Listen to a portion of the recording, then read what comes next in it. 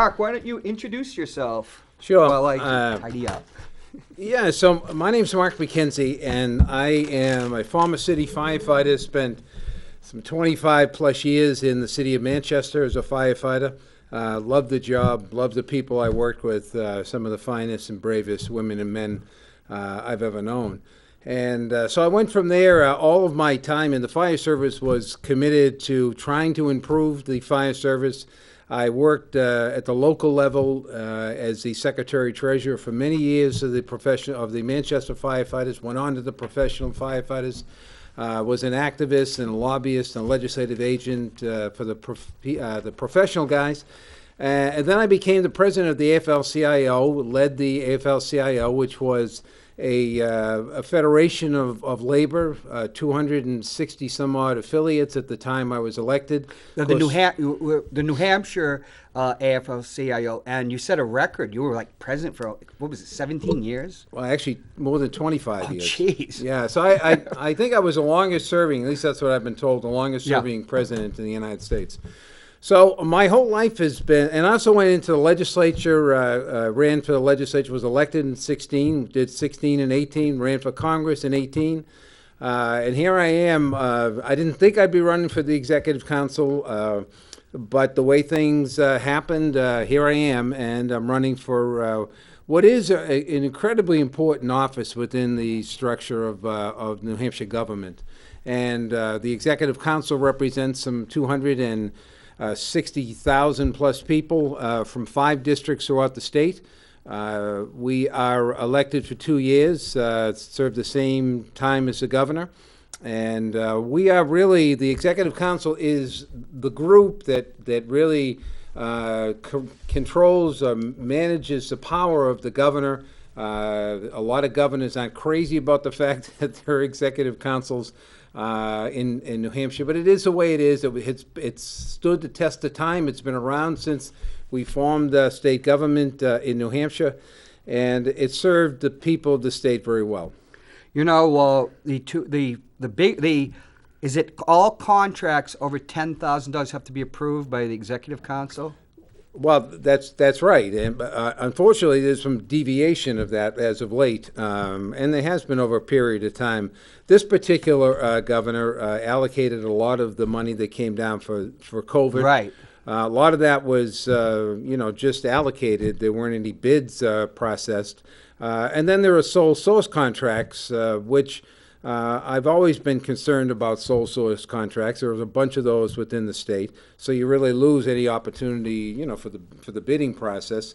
I can see why they could be necessary at times, but absent that, every contract comes before the state.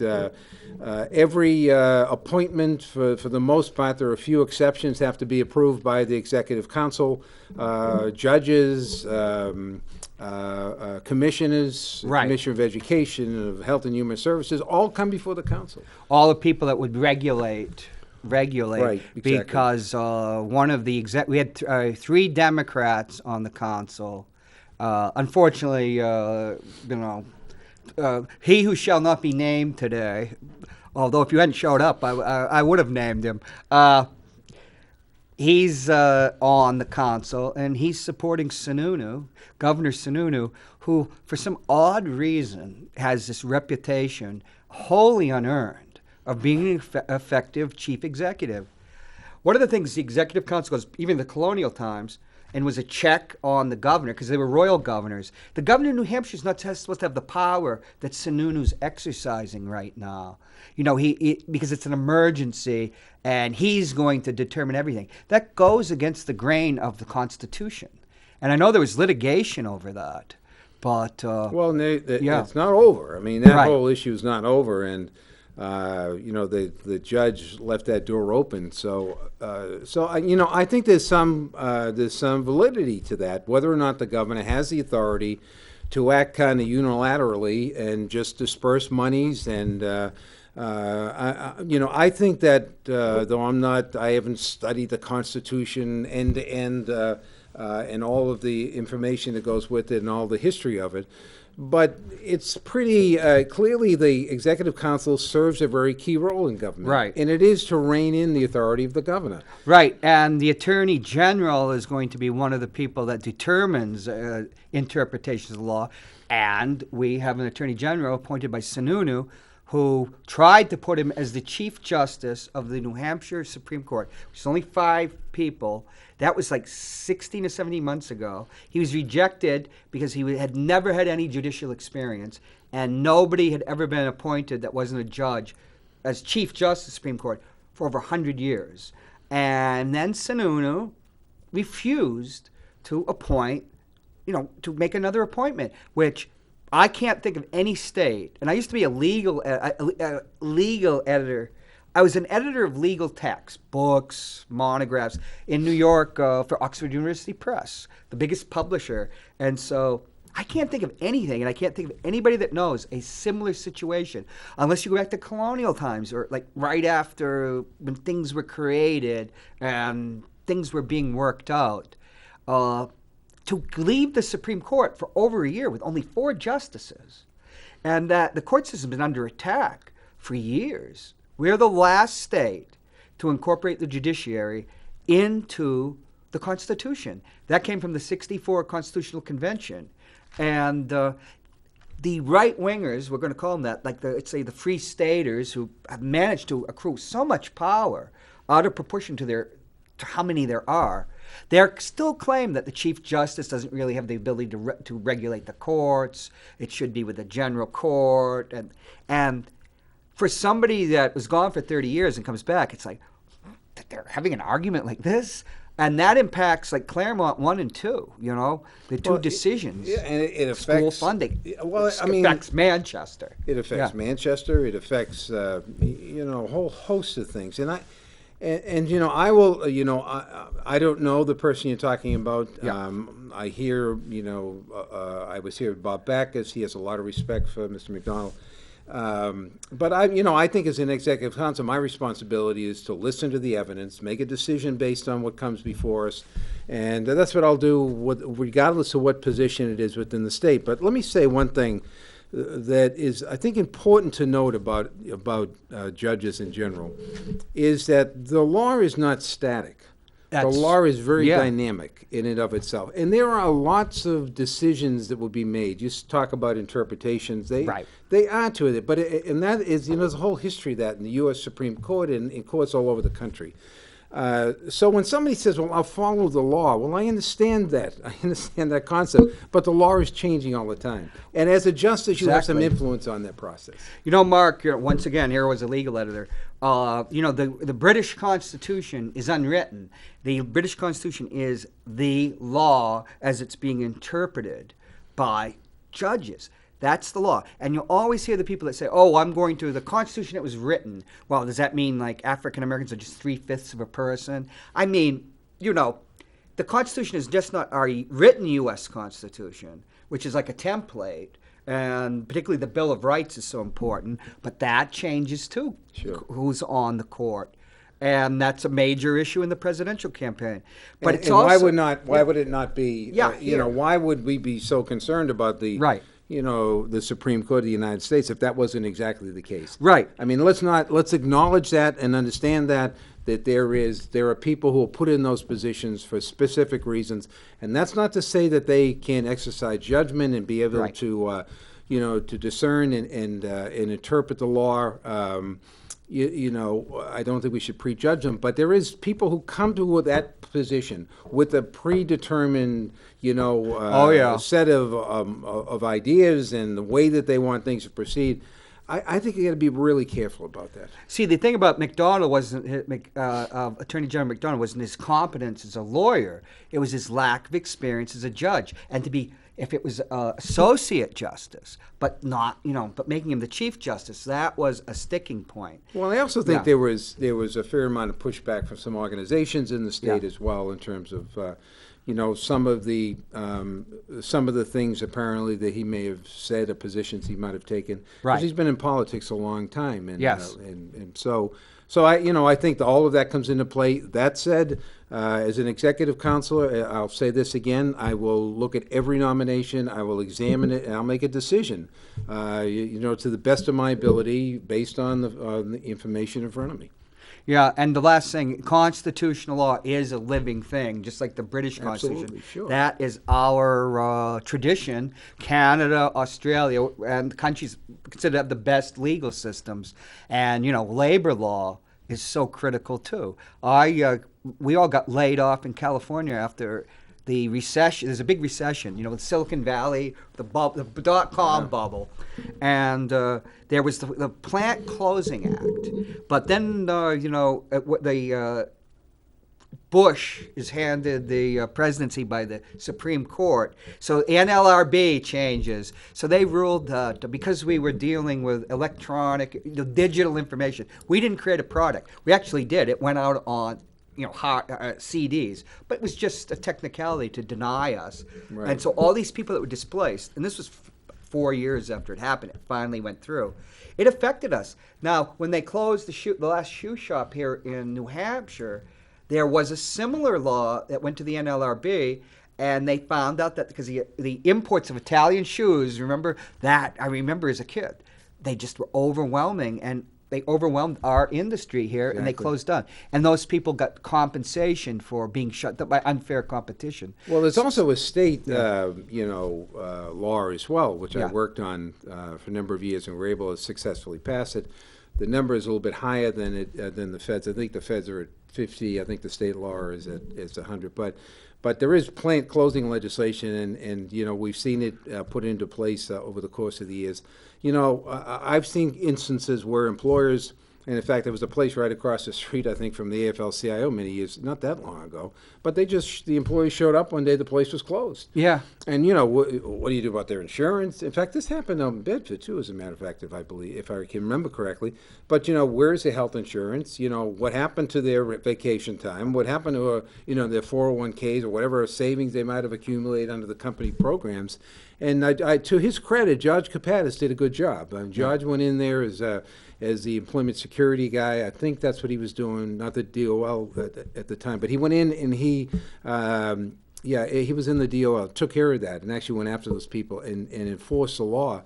And they were able, all these people were way outside. I mean, they were in big trouble had that not taken place. So that's, again, it comes back to this thing. A lot of people say, well, government is awful. Government is this. Right. Actually, government is there to protect people, to solve problems, and to deal with things that are broader scope. So you don't have every little city and town having their own laws. You basically have a unified kind of approach to different things. That's, I think, the role of state government.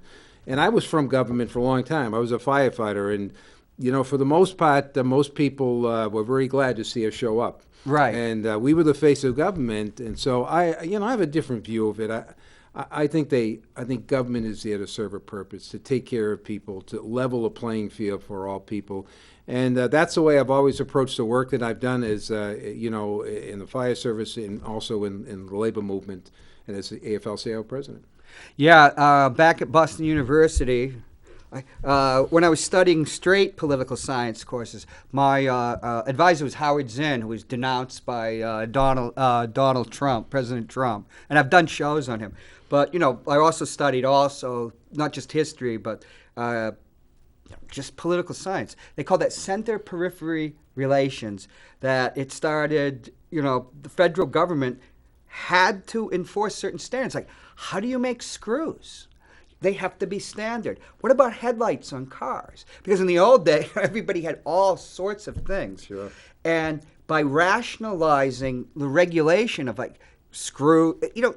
just simple things that people take for granted, it promoted the efficiency of the economy. Exactly. And we see now with an anti-regulatory fever. You're a few years older than me, but not much. I'm 60. When I was a kid, those cars, I was down in Litchfield, the Democrats. The Litchfield Democrats, her husband had a 63 Pontiac. It's like, oh my God, it's like heaven. He'd strip, just put the new engine and everything. But in 1964, General Motors was like the powerhouse, and American cars were the standard. The Cadillacs were considered better than Mercedes. And here's a country that just dominated the economy and the world and everything, not just from finance, but machine tools, automobiles, and now we've got this. We can't even make a fiber mask, We can't even get that. Yeah, we have to buy that from another country. Right, and it's what happened to you have to have somebody's gut. There's got to be something there to rationalize things, or you have anarchy, which has really hurt us in this COVID crisis. Well, and I think there is another side to that too, right? I mean, I think that the American public and for a long time we looked for union-made products. We used to have a whole department within the AFL-CIO, union-made. I don't know where that is these days, but certainly, people can look at where the product is coming from. The problem they're having today, I think, is it's the less availability of American-made products. So when you go looking for TVs or VCRs, they're all gone. That's gone long ago. All the electronics are all made out of the other part of the world. So I think that becomes more difficult.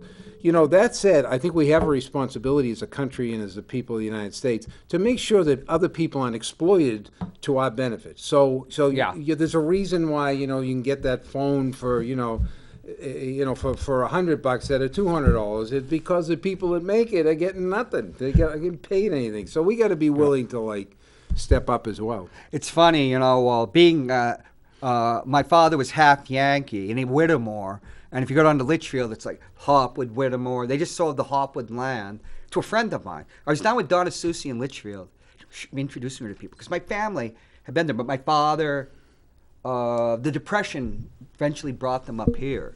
And so when he was 6 years old, so Litchfield was like always the Eden that they lost, because he was in a cottage on the Hopwood land and everything. And Donna Susi and I are down there, and I'm introducing her to people. And suddenly somebody comes up, "Oh, you're Jon Hopwood, aren't you?" And, here's Donna Susi, the senator and everything. And then she says, "You mean there's a Hopwood land?" And a friend of mine just bought it. It's going to turn into a winery. I didn't have the money. Well, that'd be kind of cool. But it's so fascinating. But my father was a Yankee, so I'm related to Winston Churchill. I'm related to Princess Diana because they're Spencers, and of course the future King of England and his children. But also my father's distant cousin, is it Charlie? No, Charlie Whittemore was the guy. Is his son? He was at CMC, even though he was a Congregationalist. His father, Edward, was in Eisenhower's cabinet with unofficial status. He was brown paper, which no longer exists. Okay. And he was the first GATT negotiator, the General Agreements on Trades and Tariffs, because it was to rationalize everything. But something went wrong there, Mark. Well, our industry got undermined. But there has to be fairness. There's got to be balance. That's the thing. Like you can regulate, but you can over-regulate too. Well, I mean, when I think of my history in the labor movement over the course of many years, so I've been around long enough to remember the mills when they were still working. Oh yeah. And then everything went silent. I remember the shoe shop one after another closed. Yeah. The ones on the west side all closed down. The last one that it held out was the one over at on the west side. They were still working for a while, but for the most part. Manchester Knitted Fashion, I think, was the last mill that was down across Canal Street over by the ball field. And everything just closed down. So then paper went, and the North Country the paper mills all closed down. Oh my, yeah. So I mean, when I think I first got into the labor movement, I remember affiliating the paper workers, and we brought in 3,000 or 4,000 people at once from the paper workers. So that's not. That's not all that long ago, and we were doing a lot of manufacturing here.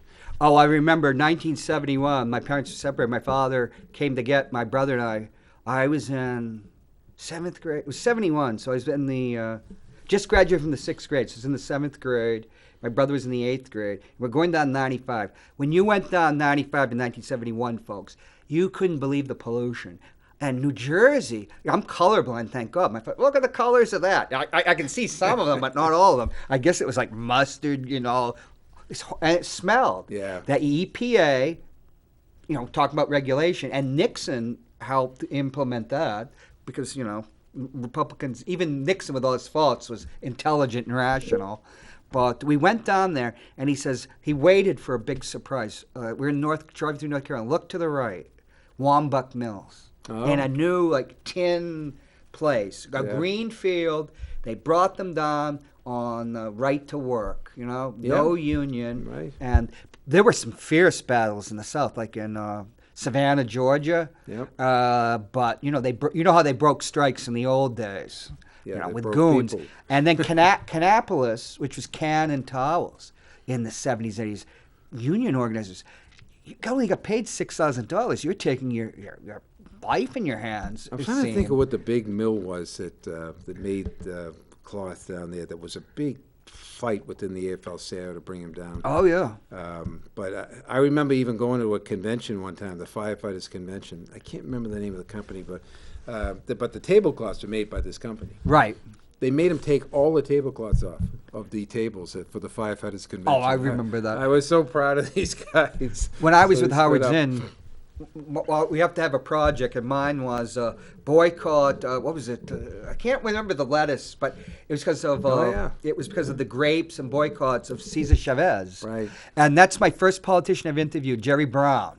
He decided to run for governor late when Carter was weak, and I remember. My interview was one sentence, and he turned to me and he looked like Torquemada, the Grand Inquisitor. He had this burning blue eyes and this hatchet on his face. One of those Irish people that could be a I don't want to put that Jesuit priest, some guy, because if you're not Catholic, which I'm not, but you always said the Jesuits, because you used to hear Catholics complain about them too. And, just staring into your soul. It says, I support that, and that was my first interview.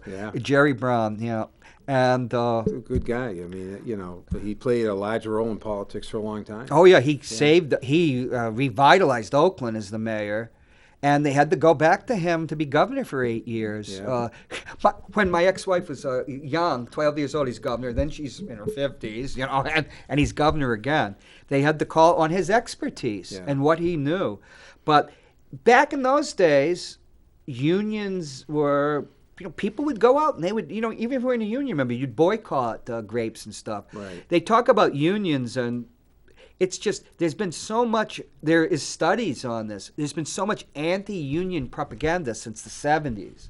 I mean, right. You look at every chart that you look at, and when you graft it out, you look at the decline of the workers and the wages and the benefits that they have, as the union movement declines. And then you look at the gap between the rich and the poor in this country. Right. As the labor movement has declined, people have amassed enormous fortunes in this country, and the workers have suffered as a result of it. So the labor movement played a very big role. They had a big footprint. They kept things going, and they kept some relationship between, in terms of the economy. They kept things balanced. They kept things balanced, as opposed to what it is now. The movement's gone here, and the differential is gone.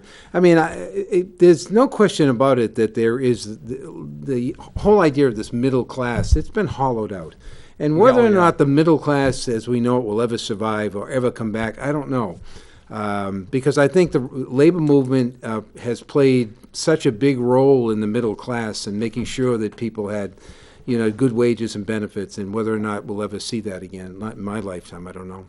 Hi, welcome to Ward 13. Good afternoon, Mark. Good afternoon, John. Bill. Bill Barry. Hi, Bill. How are you? I thought you might call. Oh, there we got him on the... Bill, we were just talking about how labor unions helped create a middle class. And when we were young, people, there's this meme about baby boomers, and I think we're all baby boomers. So it was a big generation and more influential. Oh, well, you just got a job and then you had it made. But the point is like my first sister went into the Ma Bell when she was 18 years old. That was the job to have. And she was retired in a buyout at 42 with all these benefits. She'd been in a union, and then they had her come in as a contractor. But my sister Debbie, who came in later because of kids, she was at the tail end. All the people that were in the computer, computer department, They all got bought off eventually. Till Debbie's only the last person there, and they got contractor on this stayed and this and that, and finally she was bought out. But well, Bill, I'm sure Bill remembers the time. You could have a job and work, and you could have savings and buy stuff. Exactly. Where everybody now, the debt and the consumer debt is astronomical. Everybody's living on debt. But it's actually, surprisingly enough, it's actually declining. Credit card debt is actually declining. Because of just what's happened. Yeah, so it's really one of these things. I think people decided, paying 26-28% for a credit card, you might want to pay that off first, Hey, am I touching the mic or are you? It's probably me. No, I'm tapping it away. I should know better. Yeah. Hey, Bill, what do you think when you started out? You could, people actually, that. It's funny because my first union job was as an iron worker at the Seabrook nuclear plant when I was like 19 years old. I worked there for about 3 years, and Pat Long was working there, and I got my first taste of what a union was all about. Danny Manning was the go-to guy, and there was a point where we actually walked off the job because our pay and so on and so forth. So that was my actually first taste. But one thing in reference to me, here I am running for sheriff, and for anyone that says the unions are no good and this and that, well, you know what? Put yourself in my shoes, because back in 1993. A new sheriff took office, and in '94, when he actually took office in '94, he actually fired a bunch of us that didn't support him, and I was the chapter chairperson of the union at the sheriff's office, and we worked like hell to get it. They honestly thought we were going to go through the grievance procedure, and they thought they had us. They had us, and what we did was, and Jim Craig actually represented us. AFSCME, and we actually bypassed the grievance, and we went directly to federal court because everyone that was fired, it was because we didn't support him in the election, and Judge Laughlin was the judge, and he saw right through it, and he ordered us back to work, and we were back to work. It was probably one of the quickest things that ever happened, especially when you're dealing with the court system, for us to get it in and out of the court within a couple of weeks. I was on the phone with Jim Craig till midnight the night before the hearing, and we were well prepared, and so we had all our ducks lined up, and it worked. I mean, we got our jobs back, and ironically, the people that the new sheriff thought were his buddies and stuff didn't work out as well as the guys that he actually got rid of, because we ended up, including myself, in higher positions within the sheriff's office. I remember that, Bill, actually. This is like a history lesson here. We've got, I remember that very well. What was the fireman like before the strike? What was it? I think I was 1978. I was down at BU at that point. Right. I hear that being a firefighter was not exactly. It was tough, the hours and the pay. Well, I mean, you talk to Bill too. I mean, he's been in law enforcement for years. I mean, all of those jobs were lousy. I mean, I left a job in Boston at the time. I was making, I think, $125. I came to Manchester for $100 or $105 when I first got on the fire department. My mother thought it was crazy. Number one, for moving out of Everett, Mass, and then secondly, for taking a job for less money. It turned out okay for me over the years. But I think, let Bill talk about this. I think that public employees have had to fight for everything. Right. I would like to think that they gave it to us because they thought we were great people. But the reality is that's not what happens generally. Is you have to take it and fight hard for it, and then fight to hang on to it, which is where we're at now. So. Right, and then it sets a wage scale, not just public employee unions, but possibly that too, because then you're competing. That will raise the wages of other people in the private sector. Non-union workers, like you were saying, always benefit. The wages go up. Well, and I think I think the biggest contribution I made was not as much as wages but lowering the hours. because we Oh, used to yeah. work 48, we loaded to 42. And when you think you put that together over a 25 or 30, 35-year career, working 6 less hours a week on a much better schedule, it was a tremendous bonus and benefit for firefighters. So that's what I'm most proud of. A lot of firefighters on the job don't even remember those days, but I do. But Bill, let's, we want to give you the opportunity here to talk about your campaign and stuff. Well, thank you, Mark. It's going well. I mean, it's a different type of campaigning, as you well know. I mean, we were both on the Bedford Democrats Zoom meeting the other night, and I've done quite a few Zoom meetings because I'm running countywide. So it's very, very difficult. Even when the COVID wasn't around, I mean, it's so hard unless you raise a boatload of money to run. And especially when you're running for a county position.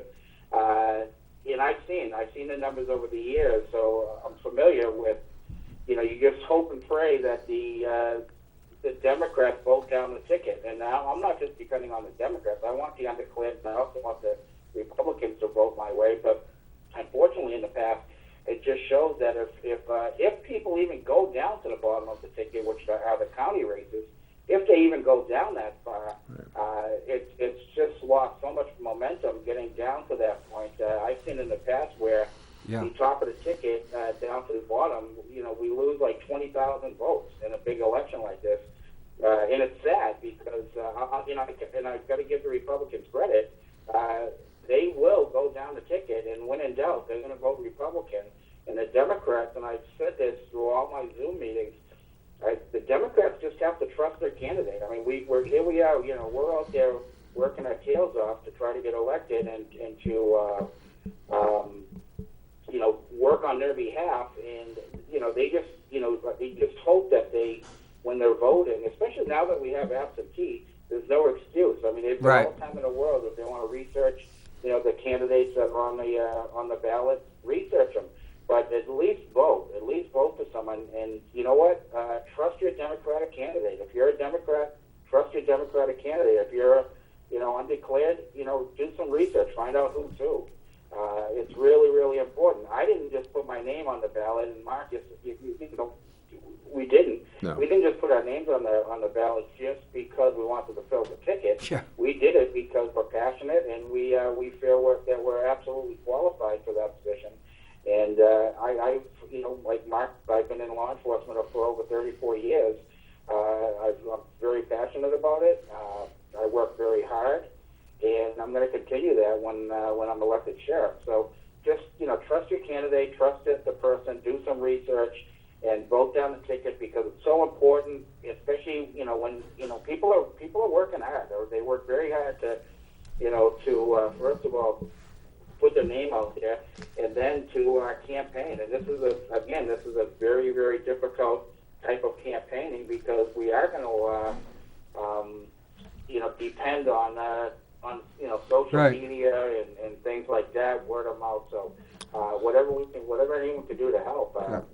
And Bill, Facebook, I'm on Facebook, and Okay, Bill, we need. the message you need signed, you need whatever. Just I need your support. That's what I need. And Bill, all of those Zoom meetings we did are on, they are up on the website of many of the town committees, so people can go if they want more information. And let me just say, Bill, you've been in law enforcement a long time. You have quite a career.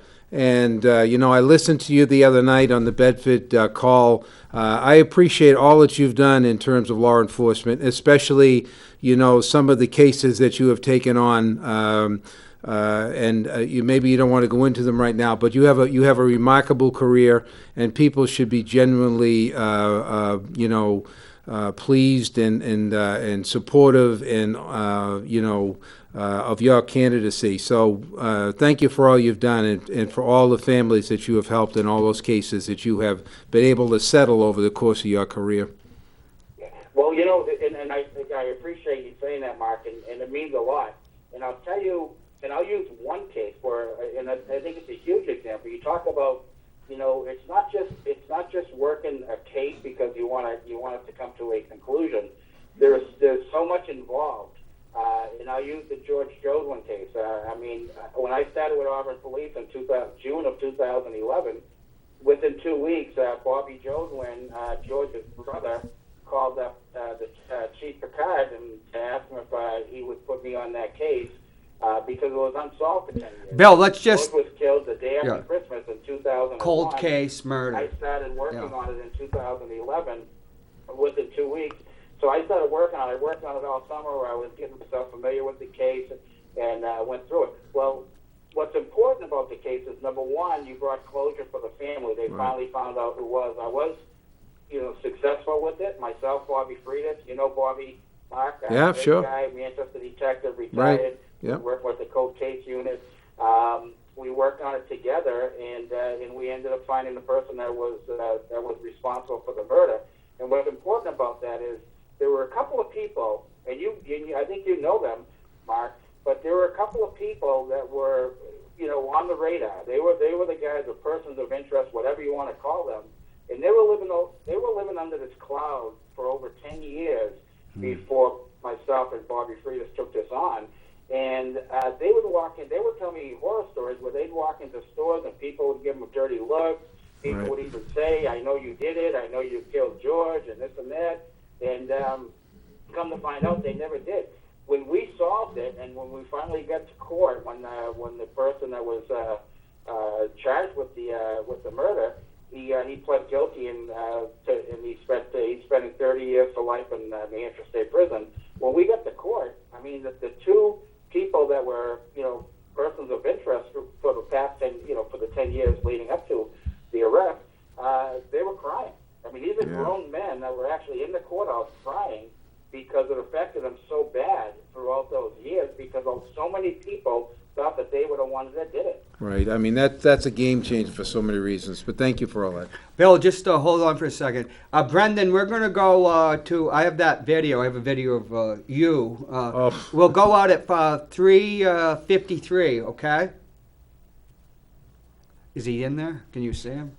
Okay. Guys, I'll let you guys go. I'll watch the show, and we'll talk again. All right. Yeah. Thanks for giving me the opportunity. All right, stay in touch, Bill. Yep. Thanks for calling, All right, Bill. see you guys. Yeah.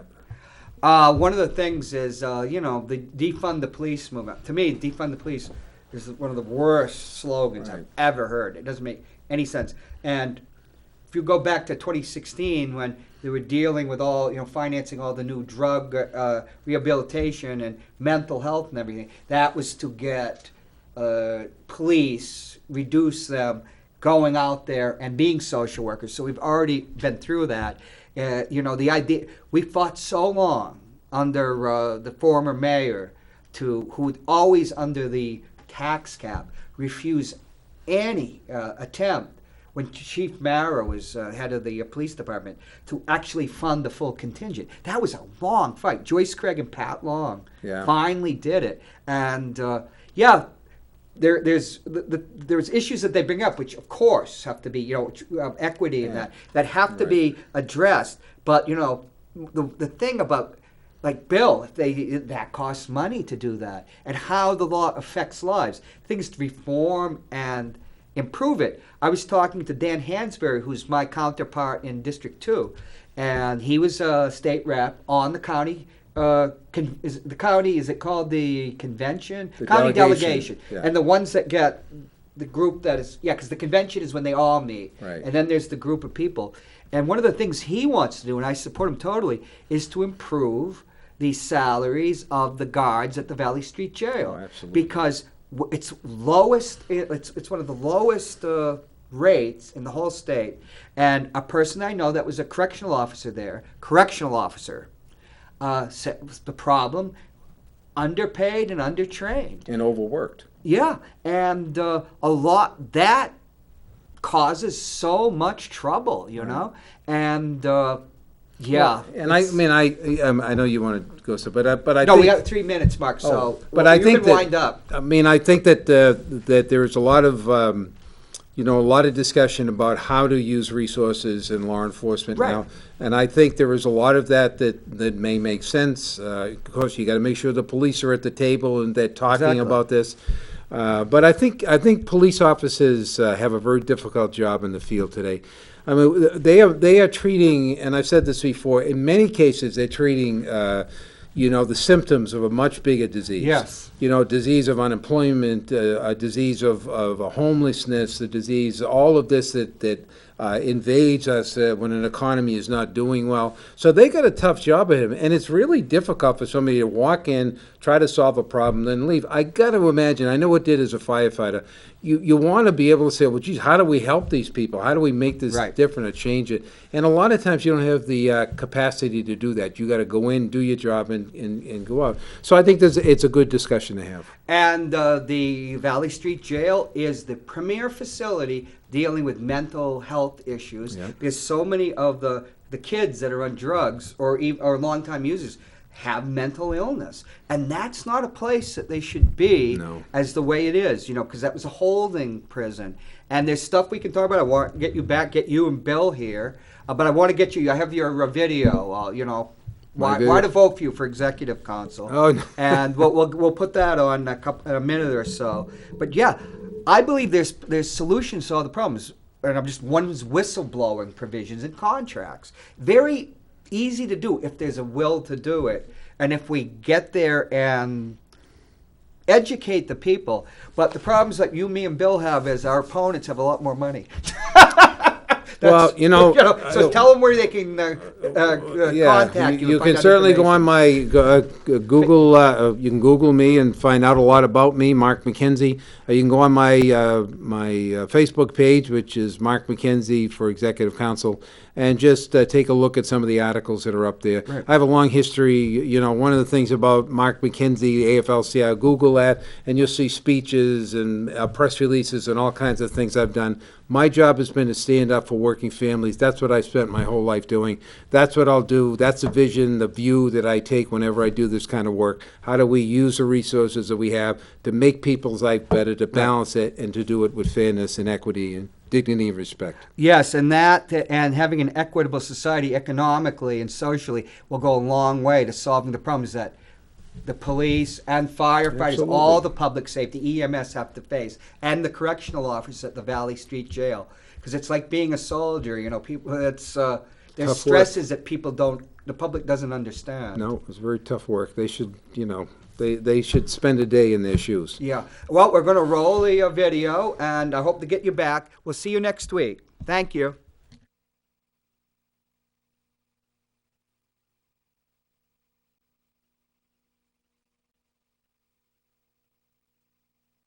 Hi, I'm Mark MacKenzie, and I'm a candidate for the Democratic nomination for the Executive Council District 4. The seat is currently held by Ted Gatsis, a Republican from Manchester. I am running to contribute my energy and knowledge and experience to promote accountability and transparency and respect and dignity and ensure the government works for all the people. What we have learned over the past few years, and especially during this corona pandemic, is that who you elect makes a difference. Each of us in this democracy has an inherent responsibility to vet candidates for public office and to ensure people who represent us are there because they believe government has a role to play in improving the lives of each and every one of us. The Executive Council position provides a unique opportunity to carry out that responsibility and reinforce the concept of accountability and transparency. It was established in 1679 and shares executive authority with the governor and has stood the test of time.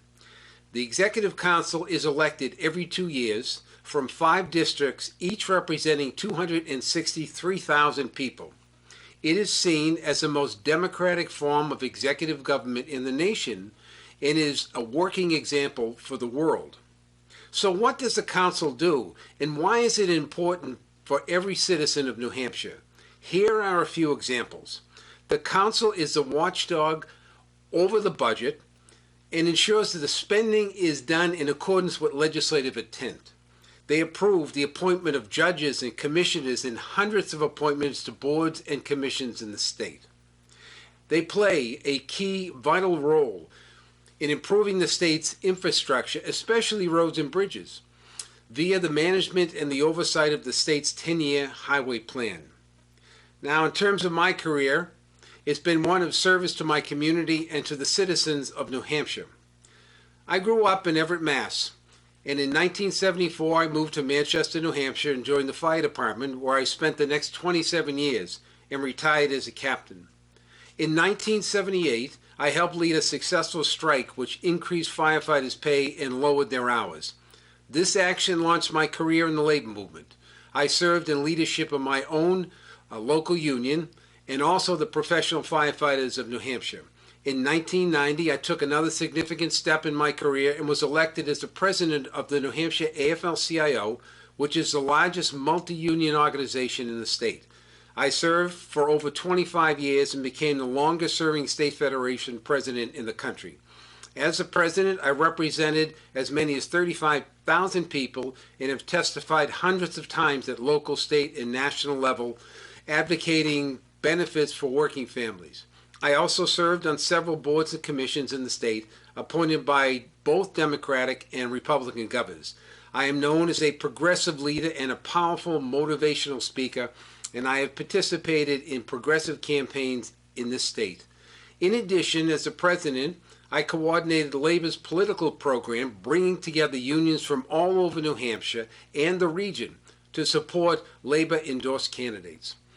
While producing a list of my work and accomplishments over a 45-year career would take some time, I feel comfortable saying I've been involved in most reforms in labor law, pension rights, workers' rights, and non-discrimination during my career of 45 years. I served in the House on the Labor Committee from 2016 to 2018 and was a candidate for Congress in 2018 from District 1 and had the opportunity to meet with many of the town committees in that district. I have appeared on TV and radio throughout New Hampshire and the United States, as well as internationally, and would encourage people to Google my name if you're looking to learn more about me.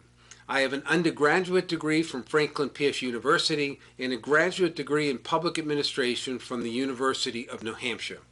I have 2 sons and 3 grandchildren, and I miss them like crazy during this pandemic event. So if you believe in open government and a system which works for people, I'm asking you for support for the Executive Council. I will show up and stand up for you and help shape a government system which works for all. Together, we can make all the difference. I am Mark MacKenzie, and I'm asking for your support. Thank you.